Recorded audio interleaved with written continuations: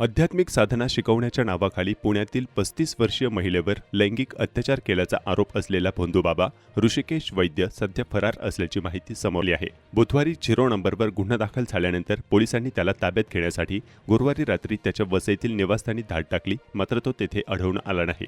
बुधवारी रात्री 0 नंबरने गुन्हा दाखल झाल्यानंतर आरोपीला तातडीने अटक करणे अपेक्षित होते, मात्र पोलिसांना तो सापडला नसल्याने आता त्याला फरार होण्यास आणि मोबाईलमधील महत्त्वाचे पुरावे नष्ट करण्यास वेळ मिळण्याची शक्यता व्यक्त केली जात आहे।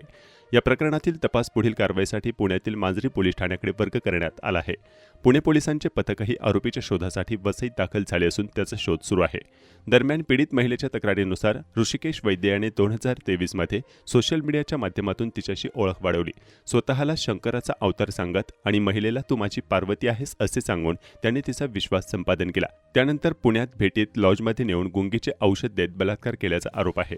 तसेच वसईत पुन्हा लैंगिक अत्याचार केल्याचेही महिलेने सांगितले असून त्यानंतर आरोपीने फोटो आणि व्हिडिओच्या माध्यमातून तिला ब्लॅकमेल केल्याचा गंभीर आरोप आहे। 2025 पर्यंत हा प्रकार सुरू असल्याचं तक्रारीत नमूद करण्यात आलं आहे। सध्या आरोपी फरार असल्याने पोलिसांसमोर त्याचा शोध घेण्याचे मोठे आव्हान उभे राहिले असून या प्रकरणाकडे गंभीरतेने पाहण्याची मागणी होत आहे।